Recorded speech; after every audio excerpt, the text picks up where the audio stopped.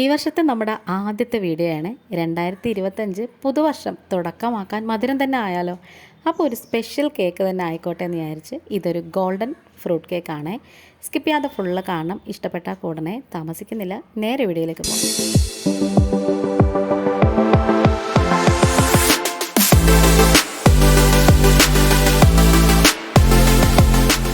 ആദ്യം നമുക്ക് dry ingredients ഒക്കെ ഒന്ന് അരിച്ചെടുക്കാം. 1.5 കപ്പ് മൈദ എടുത്തിട്ടുണ്ട്.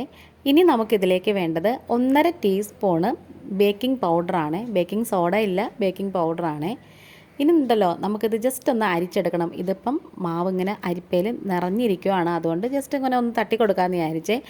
എന്നിട്ട് നമുക്കിതിലേക്ക് 2 ടേബിൾ സ്പൂണ് പാൽപ്പൊടിയും കൂടി ചേർത്ത് കൊടുക്കാം. പാൽപ്പൊടിയോടെ ചേർക്കുമ്പോഴാണ് കേട്ടോ ഈ കേക്കിനൊരു ഭയങ്കര ഫ്ലേവറും ടേസ്റ്റൊക്കെ വരുന്നത്. അരിച്ച് മാറ്റിയ ആ കരടൊക്കെ അങ്ങ് കളയാം. 3 തവണ അരിക്കാനായിട്ട് എടുത്ത് വെച്ചിട്ടുണ്ടായിരുന്നേ, അരിച്ചങ്ങ് വെച്ചിട്ടുണ്ട്. ഇനി ഞാൻ ഒരു ഓറഞ്ച് എടുത്ത് അതിൻ്റെ ജ്യൂസിനകത്തോട്ട് കുറച്ച് ടൂട്ടി ഫ്രൂട്ടിയും നട്ട്സൊക്കെ അതേ നല്ലോണം ഒന്ന് സോക്ക് ചെയ്ത് വെച്ചിട്ടുണ്ടായിരുന്നു. എന്നിട്ട് നമുക്കതിലേക്ക് ഒരു 1.5 ടേബിൾ സ്പൂണോളം നമ്മൾ അരിച്ച് വെച്ചിട്ടുള്ള ആ മൈദ കൂട്ടില്ലേ ഒന്ന് മിക്സ് ചെയ്തങ്ങ് മാറ്റി വെച്ചേക്കാമേ. ഇനി നമുക്ക് ക്ലീൻ ആയിട്ടുള്ളൊരു പാത്രം എടുക്കണം. അതിലേക്ക് 100 ഗ്രാം ബട്ടർ നേരത്തെ ഞാൻ ഫ്രിഡ്ജിൽ നിന്ന് എടുത്ത് പുറത്ത് വെച്ചിട്ടുണ്ടായിരുന്നു. നമ്മളിങ്ങനെ തൊടുമ്പോൾ തന്നെ അലിഞ്ഞു പോകുന്ന പരുവാവണം. എന്നിട്ട് 1 ടേബിൾ സ്പൂണും കൂടി ഇട്ട് കൊടുക്കണം. ഈ 100 ഗ്രാമും ഈ 1 ടേബിൾ സ്പൂണും കൂടെ വേണം. 100 ഗ്രാം മാത്രം ആയാലും മതി കേട്ടോ. എന്നിട്ട് ഞാനിവിടെ കുറച്ച് പഞ്ചസാര എടുത്ത് വെച്ചിട്ടുണ്ട്. 1/4 കപ്പ് പഞ്ചസാര എടുത്ത് വെച്ചിട്ടുണ്ട്. ഈ ഒരു കേക്കിന് നമുക്ക് കാരമലൈസും കാര്യങ്ങളൊന്നും ആവശ്യമില്ല. പക്ഷേ ഞാൻ എടുത്ത പാത്രം ഇങ്ങനെ വിടർന്നിരിക്കുന്ന പാത്രമായിപ്പോയി. അതുകൊണ്ട് കുറച്ച് കഴിഞ്ഞപ്പോഴത്തേക്കും സൈഡിലൊക്കെ അങ്ങ് തെറിക്കുന്നുണ്ടായിരുന്നേ. നമ്മൾ ബീറ്റ് ചെയ്യുമ്പോൾ എപ്പോഴും ഇച്ചിരി കുഴിവുള്ള പാത്രം എടുക്കാൻ ശ്രദ്ധിക്കണേ. ഞാൻ സാധാരണ എടുക്കുന്ന ഇതല്ല, ഇത് പക്ഷേ ഇച്ചിരി ഡ്രൈ ആയിട്ടൊക്കെ ഇരുന്നപ്പം ഇതങ്ങ് എടുത്തന്നേ ഉള്ളൂ. ഇനി ഈ ബട്ടർ നന്നായിട്ട് ഒന്ന് അടിച്ചെടുക്കണം, ബട്ടറും പഞ്ചസാരയും കൂടി. വലിയ തരിയുള്ള പഞ്ചസാര ആണെങ്കിൽ അത് നമ്മൾ പൊടിച്ചെടുക്കാൻ ശ്രദ്ധിക്കണം. ഇതിച്ചിരി തരി കുറഞ്ഞതായതുകൊണ്ട് ഞാൻ പൊടിച്ചിട്ടൊന്നുമില്ല. പൊടിച്ചെടുത്താൽ കുറച്ചും കൂടെ നന്നായിട്ട് കിട്ടേ, കുറച്ചുകൂടെ പെർഫെക്റ്റായിട്ട് ബട്ടറൊക്കെ പെട്ടെന്ന് തന്നെ കിട്ടും. അല്ലാന്നുണ്ടെങ്കിൽ നമ്മൾ കുറച്ചും കൂടി സമയം കൂടി ഒന്ന് ബീറ്റ് ചെയ്യണം, അത്രയേ ഉള്ളൂ. ഇങ്ങനെ ചുറ്റാകെ ഇരിക്കുന്നതൊക്കെ നമ്മൾ സ്പാറ്റില കൊണ്ട് ഒന്ന് വടിച്ച് ഇട്ട് കൊടുത്തതിന് ശേഷം വേണം പിന്നെയും നമ്മൾ ബീറ്റ് ചെയ്തെടുക്കാൻ. ആദ്യം 1ാമത്തെ സ്പീഡിൽ, 2ാമത്തെ സ്പീഡിൽ, 3ാമത്തെ സ്പീഡിൽ അങ്ങനെ ഇട്ട് വേണം നമ്മൾ ബീറ്റ് ചെയ്തെടുക്കാൻ.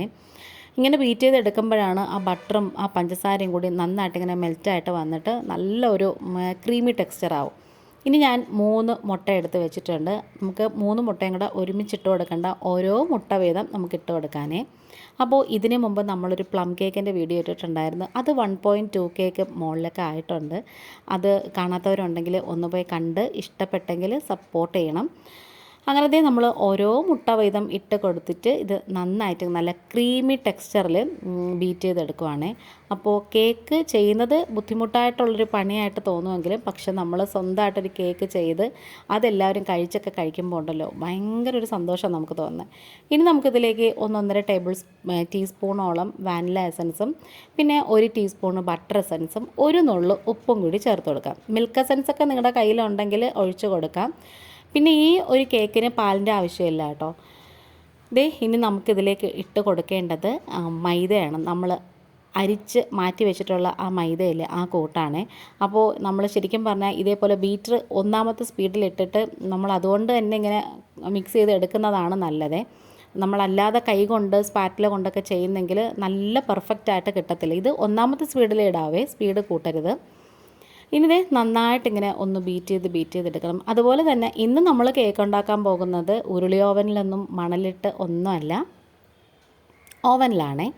അപ്പോൾ നമ്മളുണ്ടല്ലോ ഈ കേക്ക് ഓവനിൽ ഇല്ലാതെ ഉരുളിയിലൊക്കെ അല്ലെങ്കിൽ നമ്മളതുപോലത്തെ വലിയ പാത്രത്തിലൊക്കെ വെച്ച് വേണമെങ്കിലും ചെയ്യാം.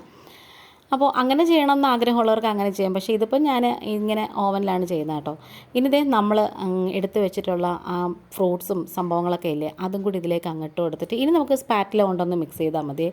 ഈ ഒരു ബാറ്റർ എന്ന് പറഞ്ഞാൽ ഇതുപോലെ നല്ല തിക്കായിട്ടിരിക്കണം, എങ്കിൽ മാത്രമേ നമുക്ക് കേക്ക് നല്ല പെർഫെക്റ്റായിട്ട് കിട്ടത്തുള്ളൂ. ഇങ്ങനെ നമ്മൾ ചെയ്യുമ്പം ആ ബട്ടറിൻ്റെയൊക്കെ ഒരു സ്മെല്ലുണ്ടല്ലോ ഭയങ്കരമായിട്ട് നമുക്ക് അടിക്കാൻ പറ്റുന്നുണ്ട്. ഇനി വേറെ കേക്കിൻ്റെ കാര്യങ്ങളൊക്കെ മനസ്സിലുണ്ട്, ഇടയ്ക്കിടയ്ക്ക് കേക്കിൻ്റെ വീഡിയോസും കൂടെ ഇടാമേ. അപ്പോൾ ഈ വീഡിയോ കണ്ടുകൊണ്ടിരിക്കുന്ന സമയത്ത് ആദ്യമായിട്ട് കാണുന്ന കൂട്ടുകാരാരെങ്കിലും ഉണ്ടെങ്കിൽ ചാനലൊന്ന് ലൈക്ക് ചെയ്യും, ഷെയർ ചെയ്യും, ഒന്ന് സബ്സ്ക്രൈബ് ചെയ്ത് സപ്പോർട്ട് ചെയ്യുകയും ചെയ്യണം.